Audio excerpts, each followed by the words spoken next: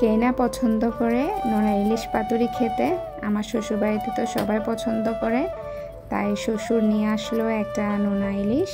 এটাকে এখন ভালোভাবে পরিষ্কার করে পাতুরি করব।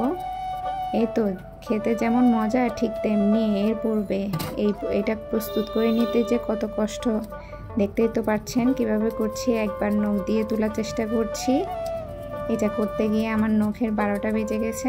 কিছু করার নেই, আবার ছুরি দিয়ে চেষ্টা করলাম, করে ভালোভাবে পরিষ্কার করে নিচ্ছি। এটার পেট কিন্তু দেখে লাগছে অনেক বড়, কিন্তু এটার ভেতরে ওরা অনেক পরিমাণে লবণ দিয়ে দিয়েছেন। সেই লবণ পরে ভালোভাবে ফেলে দিব। আগে মাছের আঁশগুলো ফেলে দিলাম, এবার এগুলা লবণগুলো ফেলে দিয়ে ভালোভাবে পরিষ্কার করে আমি জাস্ট কয়েক টুকরো রান্না করব। এজন্য অল্প পরিমাণে কেটে নিব মাছটা। বাকিটুকু আমি আবার পেপার মোড়ায় বক্সে করে রেখে দিব, কিছুদিন পরে আবার করব। এই তো কেমন হয়েছে।